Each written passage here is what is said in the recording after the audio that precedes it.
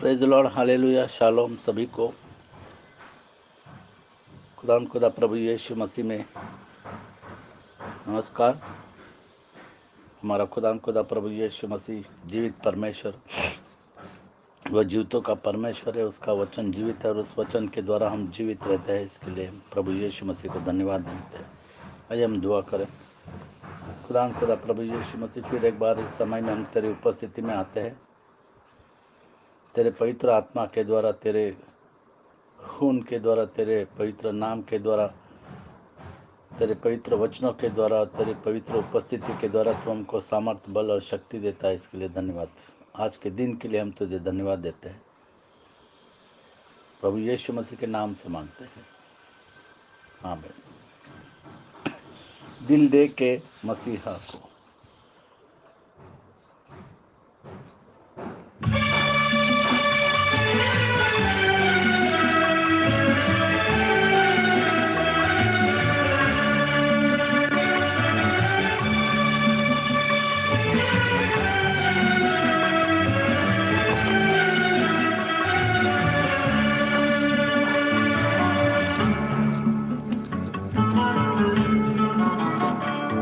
दिल दे के मसीहा को, दिल दे के मसीहा को, फिर दिल का चुराना क्या।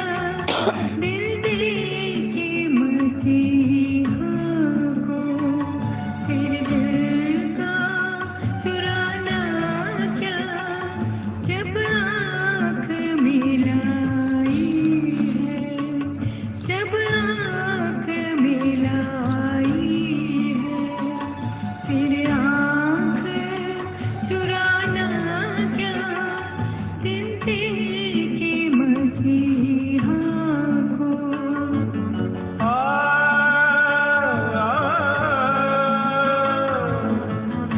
तेरे ना तेरे ना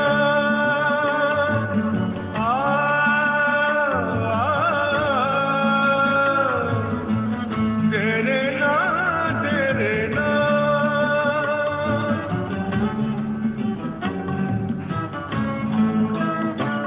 मुश्किल से समझ आए रफ्तार ज़माने की।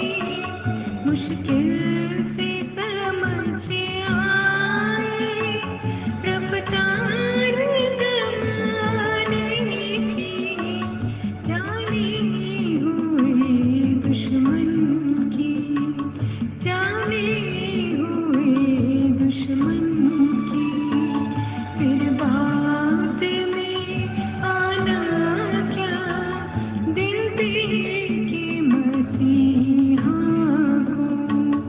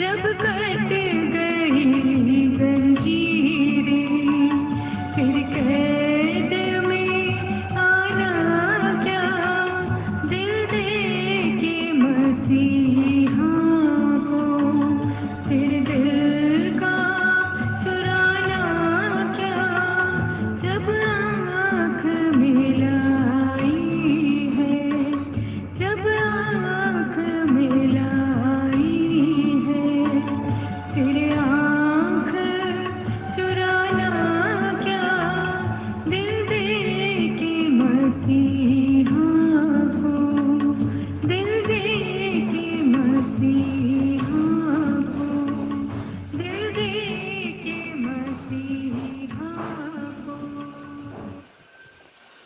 को खुदा प्रभु यीशु मसीह के पवित्र लहू के द्वारा हम हमारे पापों से आज़ाद हो गए हैं। जैसे प्रभु यीशु मसीह कहता है कि तुम सच्चाई को जानोगे और सच्चाई तुम्हें आज़ाद कर देगी। और वो सच्चाई है कि खुदा प्रभु यीशु मसीह हमारे लिए मारा गाड़ा गया तीसरे दिन मुर्दों में से जी उठा। ये सच्चाई है। जैसे दूसरा कुरिन्थियों 3 अध्याय और 3 आयत में लिखा है कि यह प्रकट है कि तुम मसीह की पत्री हो जिसको हमने सेवकों की नाई लिखा, पौलुस कहता है, और जो सियाही से नहीं परंतु जीवते परमेश्वर के आत्मा से, पत्थर की पट्टियों पर नहीं परंतु हृदय की मांस रूपी पट्टियों पर लिखी है। यह प्रकट है कि तुम मसीह की पत्री, हम सब प्रभु यीशु मसीह के जागती पत्री है जिसको हमने सेवकों की नाई लिखा। पौलुस कहता है जिसको हमने सेवकों की नाई लिखा और जो सियाही से नहीं। हम जानते हैं कि जब कोई पेपर के ऊपर लिखते हैं तो वो सियाही से लिखते हैं, बॉल पेन से लिखते हैं, सियाही से लिखते हैं। और पौलुस कहता है कि जो सियाही से नहीं परंतु जीवते परमेश्वर के आत्मा से, खुदा प्रभु यीशु मसीह जीवते परमेश्वर के आत्मा से, पत्थर की पट्टियों पर नहीं। हम जानते हैं कि मूसा जब सिनै पर्वत पर था तो पत्थर की पट्टियाँ उसको दी गई और उस पत्थर की पट्टियों पर परमेश्वर ने अपने उंगलियों से लिखा था, परंतु हृदय की मांस रूपी पट्टियों पर लिखी है। अब परमेश्वर ने उस पत्थर की पट्टियों पर नहीं बल्कि हृदय की मांस रूपी पट्टियों पर लिखी है, क्योंकि खुदा ने हम सभी को अपने लहू के द्वारा खरीदा है। जैसे हम देखते हैं निर्गमन की पुस्तक में 24:12 पत्थर की पट्टियों के बारे में हम यहाँ पर देखते हैं। निर्गमन की किताब 24:12। तब यहोवा ने मूसा से कहा, पहाड़ पर मेरे पास चढ़ आ और वहां रह, और मैं तुझे पत्थर की पट्टियां और अपनी लिखी हुई व्यवस्था और आज्ञा दूंगा कि तू उनको सिखाए। और आज्ञा दूंगा। परमेश्वर कहता है कि मैं तुझे अपने वचन के द्वारा लिखी हुई वचन, विधियां, नियम, उपदेश, चितौनियां, व्यवस्था और आज्ञा। व्यवस्था और आज्ञा, परमेश्वर ने मूसा से कहा कि व्यवस्था और आज्ञा में पत्थर की पट्टियों पर लिख करके तुझे दूंगा। हम देखते 32 में, निर्गमन 32:15 और 16, परमेश्वर की लिखी हुई। तब मूसा मुड़कर साक्षी की दोनों तख्तियों को हाथ में लिए हुए पहाड़ से उतर गया। उन तख्तियों के इधर और उधर दोनों ओर लिखा हुआ था, और वे तख्तियां परमेश्वर की बनाई हुई थी और उन पर जो खोद कर लिखा हुआ था वो परमेश्वर का लिखा हुआ था। परमेश्वर का लिखा हुआ था। उन तख्तियों के ऊपर परमेश्वर ने लिखा था। जैसे हम जानते कि सारी सृष्टि को परमेश्वर ने बनाया, और परमेश्वर हृदय की मांस रूपी पट्टियों पर लिखता है। अभी पत्थर की पट्टियों पर नहीं, परंतु हृदय रूपी मांस की पट्टियों पर लिखता है। उसी तरीके से हम देखेंगे 34वां अध्याय और 28 और 29। और प्रधान लोग एपोद और चपरास के लिए सुलेमानी मणि और जड़ने के लिए मणि और उजियाला देने और अभिषेक और धूप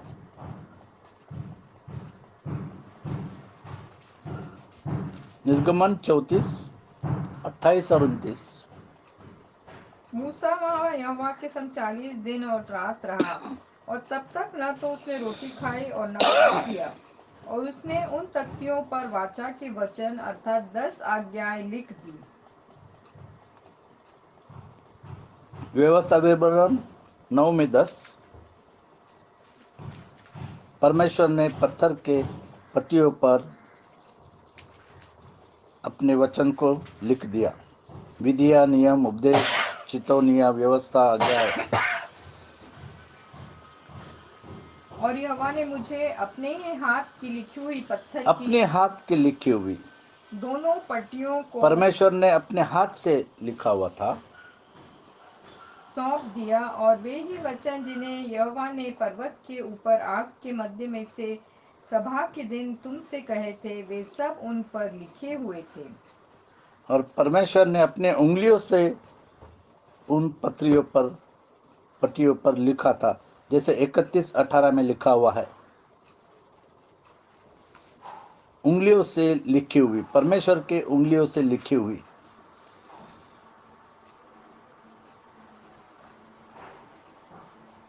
इकतीस में 18, निर्गमन 31 में 18, परमेश्वर ने अपने उंगलियों से उन पत्थर की पट्टियों पर लिखा था।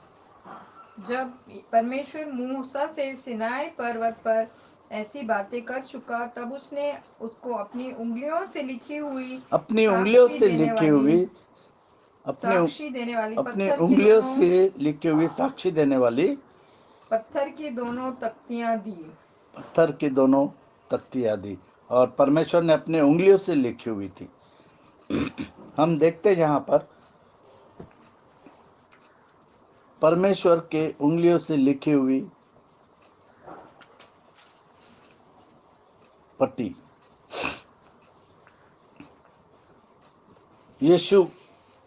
प्रभु यीशु मसीह हमारा खुदा, उसने 2000 साल पहले अपने लहू के द्वारा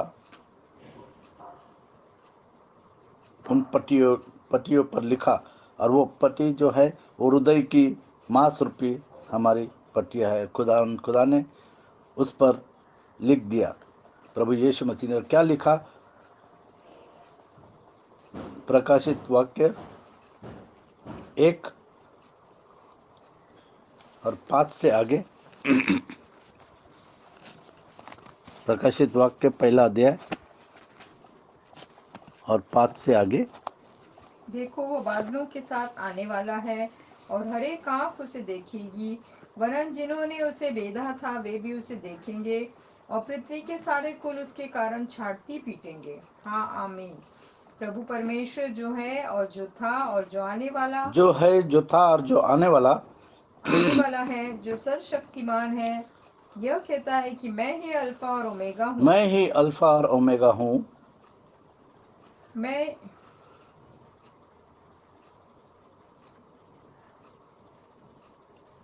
ही अल्फा और ओमेगा हूँ। 10 तक 10। मैं यूहन्ना जो तुम्हारा भाई और यीशु के क्लेश और राज्य और धीरज में तुम्हारा सहभागी हूँ, परमेश्वर के वचन और यीशु की गवाही के कारण पत्मोस नाम टापू में था। मैं प्रभु के दिन आत्मा में आ गया, और अपने पीछे तुरी का सा बड़ा शब्द यह कहते सुना, जो कुछ देखता है तो उस पुस्तक में लिखकर सातों कलीसियाओं के पास भेज दे, अर्थात इफिसुस और स्मरना और पिरगमन और थुआतीरा और सरदीस और फिलाडेल्फिया और लौदीकिया को। सभी को लिख दे, सातों कलीसिया को लिख दे। और ये खुदा प्रभु यीशु मसीह के लहू के द्वारा लिखा हुआ है, क्योंकि खुदा प्रभु यीशु मसीह ने अपना लहू 2000 साल पहले सारी सृष्टि के लिए दे दिया, सारे मनुष्य प्राणी के लिए दे दिया। खुदा प्रभु यीशु मसीह, जैसे पहला पत्रस पहला अध्याय और 18 से 20 उसमें लिखा है,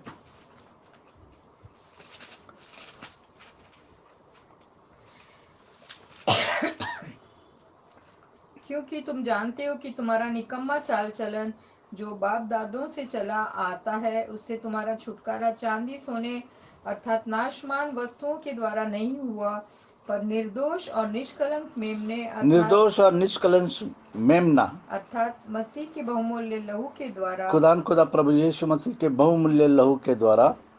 उसका ज्ञान तो जगत की उत्पत्ति के पहले ही से जाना गया था, पर अब इस अंतिम युग में तुम्हारे लिए प्रकट हुआ, हमारे लिए प्रकट हुआ है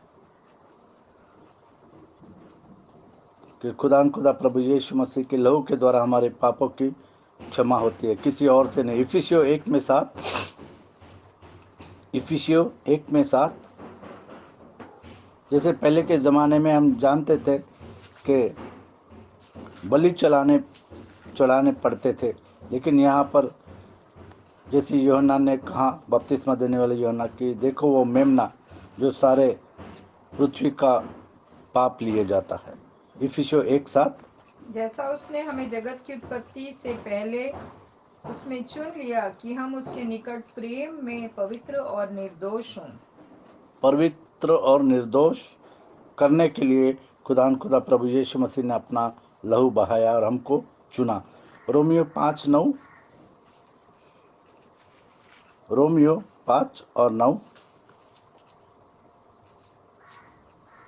अतः जबकि हम अब उसके लहू के कारण धर्मी ठहरे, खुदा प्रभु यीशु मसीह के लहू के कारण हम धर्मी ठहरते हैं। अब वो पत्थर पर लिखी हुई पट्टियों के वजह से नहीं, बल्कि खुदा प्रभु यीशु मसीह के लहू के द्वारा। तो उसके द्वारा परमेश्वर के क्रोध से क्यों न बचेंगे। और इसीलिए हम परमेश्वर के क्रोध से बचेंगे, क्योंकि खुदा प्रभु यीशु मसीह ने हमको चुन लिया और हमको अपने लहू के द्वारा खरीद लिया है। जैसे इब्रानियों 9:11 और 12,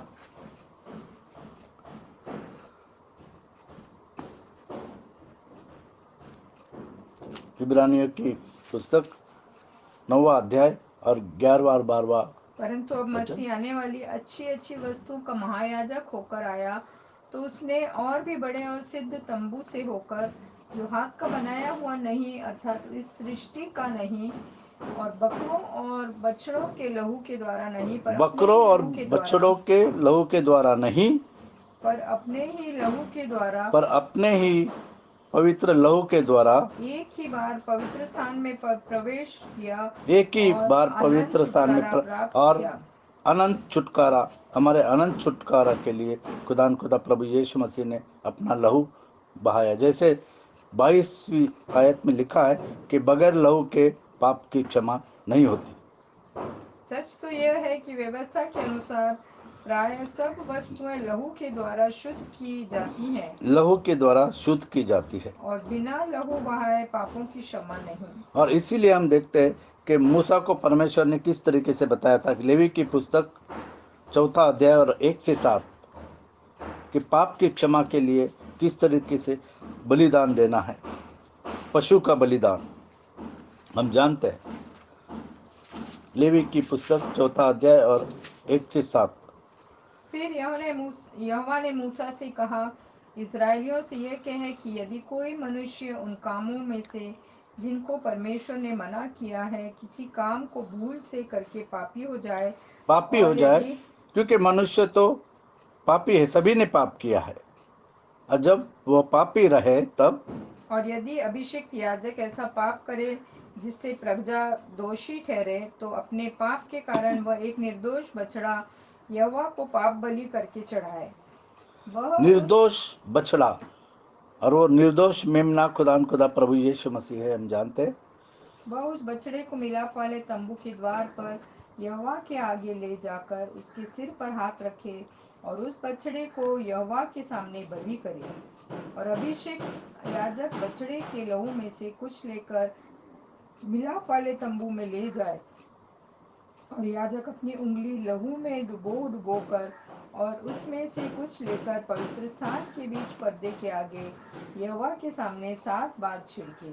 और याजक उस लहू में से कुछ और लेकर 7 बार छिड़के। और इसीलिए हम जानते हैं कि जब प्रभु यीशु मसीह का लहू क्रूस पर बहाया गया, तो प्रभु यीशु मसीह के 7 वचन हम जानते हैं प्रभु यीशु मसीह ने क्रूस के ऊपर कहे। यहाँ पर कहा गया है कि 7 बार वो छिड़के, और प्रभु यीशु मसीह ने 7 वचन उस क्रूस पर अपनी जान देने से पहले कहे। और याजक उस लहू में से कुछ और लेकर सुगंधित धूप की वेदी के सींगों पर जो मिलाप वाले तंबू में है यहोवा के सामने लगाए। फिर बछड़े के सब लहू को वेदी के पाए पर जो मिलाप वाले वेदी के तंबू पाए द्वार पे पर है उंडेल दे, जैसे प्रभु यीशु मसीह ने अपना लहू क्रूस पर उंडेल दिया आपके और मेरे पापों के लिए। वो मारा गया, वो गाड़ा गया, तीसरे दिन वो मुर्दों में से जी उठा। 16 में लेवी की पुस्तक 16 अध्याय और 6 और 15, 16 अध्याय 6 और 15 आप 5 से 16 तक पढ़ सकते हैं। यहाँ पर हम 6 और 15 पढ़ेंगे। और हारून उस पाप बलि के बछड़े को जो उसी के लिए होकर चढ़ाकर अपने और अपने घराने के लिए प्रायश्चित करे। फिर वह उस पाप बलि के बकरे को जो साधारण जनता के लिए होगा बलिदान करके उस लहू के को बीच वाले पर्दे के भीतर ले आए, और जिस प्रकार बछड़े के लहू से उसने किया था ठीक वैसा ही वह बकरे के लहू से भी करे, अर्थात उसको प्रायश्चित के ढकने के ऊपर और उसके सामने छिड़के। और इसीलिए खुदा प्रभु यीशु मसीह ने अपना लहू क्रूस पर बहाया, और अब एक ही बार खुदा प्रभु यीशु मसीह ने अपना लहू क्रूस पर दिया। बार बार किसी को भी बलिदान देने की जरूरत नहीं, अब केवल विश्वास करने की जरूरत है कि खुदा प्रभु यीशु मसीह ने हमारे पापों के लिए अपना खून बहाया, वह मारा गया, गाड़ा गया, और तीसरे दिन वो मुर्दों में से जी उठा। वो जीवित परमेश्वर है, वो जीवितों का परमेश्वर है। उसने मौत के डंक को तोड़ दिया है और हमें सामर्थ, बल और शक्ति दिया है। जैसे हमने देखा कि परमेश्वर ने पत्थर की पट्टियों पर लिखा अपने हाथों से, अपने उंगलियों से। और एक उदाहरण हम देखते हैं दानियल की किताब में, जहाँ पर परमेश्वर ने अपने हाथ से दीवार के ऊपर लिखा बेलतेशस्सर राजा का भोज। और वहाँ पर हम देखते कि परमेश्वर ने किस तरीके से अपने उंगलियों से वहाँ पर लिखा, क्योंकि उसने पाप किया। दानियल की पुस्तक 5वां अध्याय और 5 और 6। फिर मैंने एक और जंतु को देखा जो रीछ के समान था। दानियल की पुस्तक 5वां अध्याय और 5 और 6।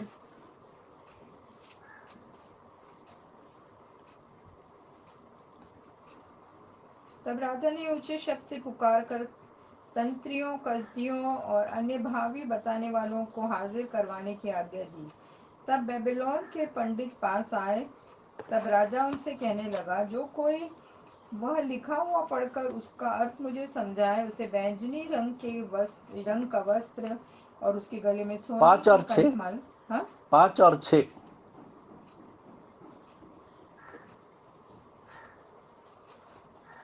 पांचवा अध्याय। कि उस घड़ी मनुष्य के हाथ किसी मनुष्य के हाथ किसी, वो परमेश्वर का हाथ था, मनुष्य के हाथ किसी कई उंगलियां निकलकर दीवट के सामने राज मंदिर की दीवार के छूने पर कुछ लिखने लगी। राज मंदिर की दीवार पर कुछ लिखने लगी। और हाथ का जो भाग लिख रहा था वह राजा को दिखाई पड़ा, उसे देखकर राजा भयभीत हो गया और राजा भयभीत हो गया और क्योंकि वो मन ही मन परमेश्वर का घबरा हाथ था। गया। और राजा मन ही मन घबरा गया और उसकी कमर के जोड़ ढीले पड़ गए और कांपते कांपते उसके घुटने एक दूसरे से टकराने लगे। कांपते कांपते उसके घुटने टकराने लगे। और जब दानियल ने उससे कहा 23 से 25 तक, वरन तूने स्वर्ग के प्रभु के विरुद्ध सिर उठाकर उसके भवन के पात्र मंगवाकर अपने सामने रखवा लिया और अपने प्रधानों और रानियों और रखेलियों समेत तूने उसमें दाखमधु पिया और इस चांदी सोने पीतल लोहे काठ और पत्थर के देवता जो न देखते न सुनते न कुछ जानते हैं उनकी तो स्तुति की, परंतु परमेश्वर जिसके हाथ में तेरा प्राण है और जिसके वश में तेरा सब चलना फिरना है उसका सम्मान तूने नहीं किया। तब ही यह हाथ का दानियल ने एक कहा भाग कि परमेश्वर का सम्मान तूने नहीं किया और परमेश्वर के भवन के पात्रों को तूने गलत इस्तेमाल किया। तब ही वह हाथ का एक भाग उसी की ओर से प्रकट किया गया है और वे शब्द लिखे गए हैं।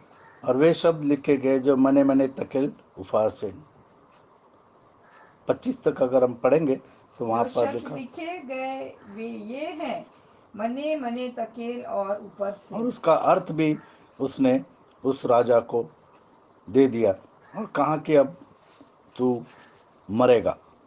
और जैसे वचन में लिखा था उसी तरीके से उसका खात्मा हो गया।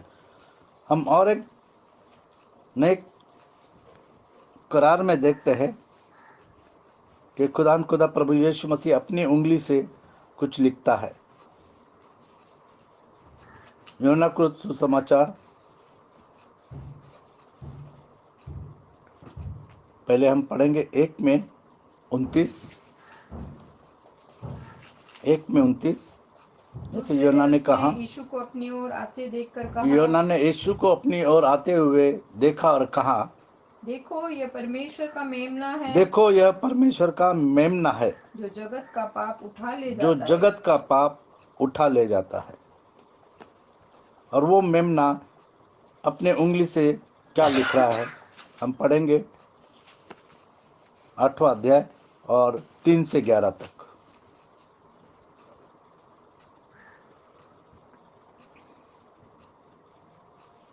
तब शास्त्री और फरीसी एक स्त्री को लाए जो व्यभिचार में पकड़ी गई थी। और यहाँ पर और हम उसको देखते हैं बीच कि में- व्यभिचार में स्त्री पकड़ी गई थी और शास्त्री और फरीसी उसको प्रभु यीशु मसीह के पास ले आए। और उसको बीच में खड़ा करके यीशु से कहा, हे गुरु, यह स्त्री व्यभिचार करते पकड़ी गई है। व्यवस्था में मूसा ने हमें आज्ञा दी है कि ऐसे स्त्री पर पथरवाह करे। अतः तू इस स्त्री के विषय में क्या कहता है? उन्होंने उसको परखने के लिए बात कही ताकि उस पर दोष लगाने के लिए कोई बात पाए, परंतु यीशु झुककर उंगली से पृथ्वी पर लिखने लगा। और यहाँ पर हम देख रहे हैं कि प्रभु यीशु मसीह झुका और उंगली से लिखने लगा। जैसे हमने पढ़ा कि परमेश्वर ने अपने उंगली से उस पत्थर के पट्टियों पर लिखा। अब वही परमेश्वर जो देहधारी हुआ वो अब उंगली से लिख रहा है। फिर एक बार जब वे उससे पूछते ही रहे तो उसने सीधे होकर उनसे कहा, तुम में से जो निष्पाप हो वही तुम में से पहले- जो निष्पाप हो, क्योंकि प्रभु यीशु मसीह जानता था कि कोई भी निष्पाप नहीं, क्योंकि वचन में लिखा है कि हर एक ने पाप किया है और परमेश्वर की महिमा से रहित है और पाप की मजदूरी तो मौत है। खुदा प्रभु यीशु मसीह में हमको अनंत जीवन है। और इस बात के लिए प्रभु यीशु मसीह जानता था कि कोई भी तुम में जो निष्पाप हो वही पहले तुम में उसको जो पत्थर मारे। निष्पाप हो वही पहले पत्थर मारे। और फिर झुककर भूमि पर उंगली से लिखने लगा। और फिर झुककर भूमि पर अपने उंगली से लिखने लगा। 11 तक। परंतु वे यह सुनकर बड़ों से लेकर छोटों तक एक एक करके निकल गए। और यहाँ पर हम यीशु देख रहे हैं कि अकेला रह बड़ों गया। से लेकर के छोटे तक सब लोग उस जगह से निकल लिए। और यीशु अकेला रह गया। और फिर स्त्री- उसके बाद में प्रभु यीशु मसीह अकेला रह गया, क्योंकि वही पवित्र मेमना था, और वही स्त्री- केवल पवित्र मेमना था। और स्त्री वही बीच में खड़ी और थी। जो जिसने पाप किया था वो स्त्री उसके सामने खड़ी थी। यीशु ने सीधे होकर और उससे प्रभु कहा, यीशु मसीह ने सीधे होकर उससे कहा, हे नारी, वे कहाँ गए? क्या किसी ने तुझ पर दंड की आज्ञा न दी? क्या किसी ने तुझ पर दंड की आज्ञा नहीं दी? उसने कहा, हे प्रभु, किसी ने नहीं। और उसने कहा, किसी ने भी नहीं। यीशु ने कहा, मैं भी तुझ पर दंड की आज्ञा नहीं और देता। प्रभु यीशु मसीह ने उससे कहा कि मैं भी तुझे दंड की आज्ञा नहीं देता। नहीं देता। जा हम और तो फिर दंड के पाप न पात्र कर। है, लेकिन खुदा प्रभु यीशु मसीह ने वो दंड अपने ऊपर ले लिया, क्रूस के ऊपर ले लिया। वो पापी न था, लेकिन आपके और मेरे लिए वो पाप बन गया क्रूस के ऊपर। और फिर उसने कहा, प्रभु यीशु मसीह ने स्त्री से कहा, मैं भी तुझ पर दंड की आज्ञा मैं नहीं भी तुझ देता। पर दंड की आज्ञा नहीं देता। जब तक प्रभु यीशु मसीह मर्सी सीट पर बैठा है, वह अनुग्रह करता है, वह दया करता है, लेकिन जब वो जजमेंट सीट पर बैठ के आएगा तो किसी पर दया नहीं होगी। अब समय है पश्चाताप करने का। जैसे प्रभु यीशु मसीह ने कहा कि समय पूरा हो गया है, परमेश्वर का राज निकट है, पश्चाताप करो और सुसमाचार पर विश्वास रखो। आज जरूरत है कि हर एक जन पश्चाताप करे और खुदा प्रभु यीशु मसीह के नाम का बपतिस्मा ले। और प्रभु यीशु मसीह ने उस स्त्री से कहा, जा और फिर पाप न कर। जा और फिर पाप न कर।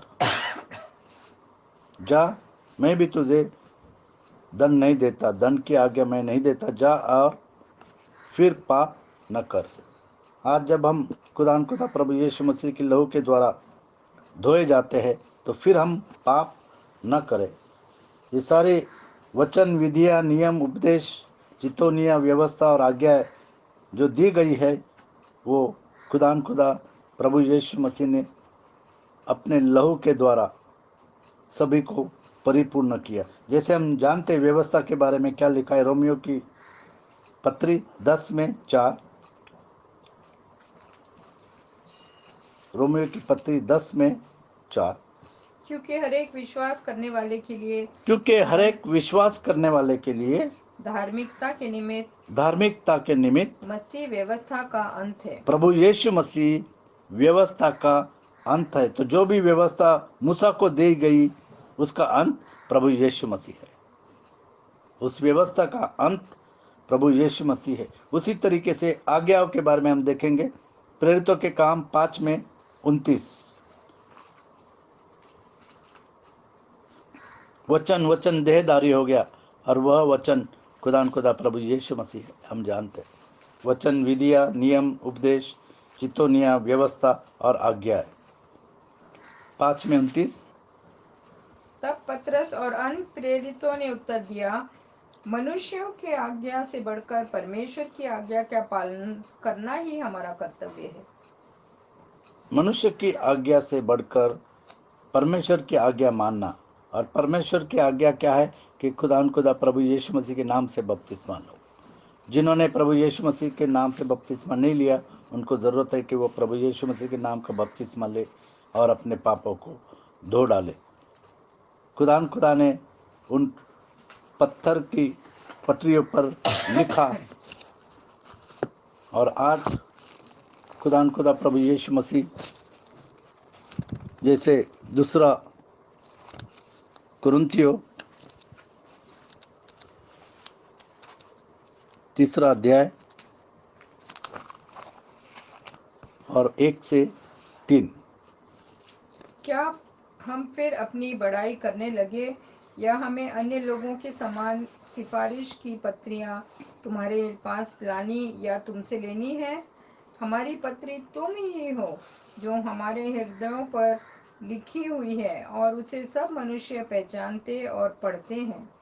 यह प्रकट है कि तुम मसीह की पत्री हो, जिसको हमने सेवकों के समान लिखा, और जो स्याही से नहीं परंतु जीवते परमेश्वर के आत्मा से पत्थर की पट्टियों पर नहीं परंतु हृदय की मांस रूपी पत्थर की पट्टियों पर नहीं परंतु हृदय की मांस रूपी पट्टियों पर लिखा है, और वो है विश्वास। जैसे हम जानते हैं कि विश्वास सुनने से और सुनना मसीह के वचन से होता है। इब्रानियों की पुस्तक 8:10-13, 8वां अध्याय और 10 13 नई वाचा खुदा ने आपके और मेरे लिए दी है।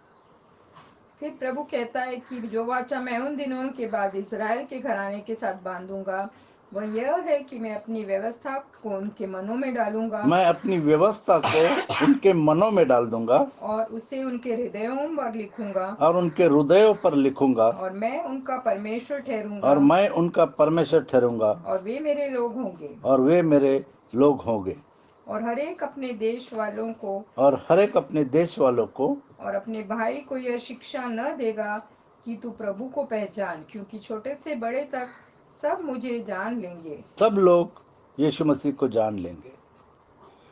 और ये नई वाचा जो खुदा लोगों के हृदय पर लिख रहा है, अब ज़रूरत है कि लोग विश्वास करें। जैसे हम पुराने नियम में देखे और नए नियम में हमने देखा, इब्रानियों की पुस्तक 10:9 He taketh away the first that he may establish second। फिर यह भी कहता है कि देख मैं आ गया हूँ ताकि तेरी इच्छा पूरी करूँ। अतः वह पहले को उठा दिया पहले है को उठा दिया ताकि दूसरे को नियुक्त करे। ताकि दूसरे को नियुक्त करे। पहले की जो पत्थर की पाटियां थी उसको निकाल करके नए को रख दिया, और वो नया है आपका हृदय, और आपके हृदय के ऊपर खुदा लिखता है, हृदय की मांस रूपी पट्टियों पर लिखता है। और वो विश्वास के द्वारा, जैसे वचन में लिखा है कि विश्वास के द्वारा हम उद्धार पाएंगे। मनुष्य के बीच आकाश के नीचे पृथ्वी के ऊपर और कोई दूसरा नाम नहीं दिया गया है, केवल एक ही नाम दिया गया है, और वो नाम है खुदा प्रभु यीशु मसीह का। और उसी नाम के द्वारा हमारा उद्धार है। रीना से कहूँगा कि दुआ।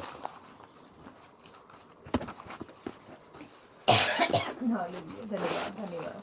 हाँ प्यारे प्रभु जी, तेरा धन्यवाद करते हैं कि हम तेरी पत्री हैं जिनको तूने हमारे हृदयों में अपने वाचा और अपने नियम हमारे हृदयों की पट्टी पर लिखा है प्यारे प्रभु जी। हाँ प्यारे प्रभु जी, तूने हमारी हृदय की पट्टियों पे लिखा है ताकि लोग हमें पढ़ सके और हमारे जीवन के द्वारा तेरे नाम की महिमा करने वाले हो सके। हाँ प्यारे प्रभु जी, कितना ज़रूरी है कि हम तेरे वचन के अनुसार चलें और जो उचित है वही करें प्यारे प्रभु जी। लेकिन हम में से कितने लोग अनुचित चाल चलते हैं जिससे तेरे नाम को कलंक पहुंचता है प्यारे प्रभु जी। होने दे कि हमारा जीवन ऐसा हो कि लोग हमारे जीवन को देखकर तेरे भले कामों को अपने हमारे स्वर्गीय पिता की महिमा कर सके और हमारे भले कामों को देखकर तेरे नाम की महिमा करने वाले हो सके। हाँ प्यारे प्रभु जी, होने दे कि मन वचन या काम से हम जो कुछ भी करें प्यारे प्रभु जी, हमारे जीवनों के द्वारा तेरे ही नाम की महिमा होने पाए।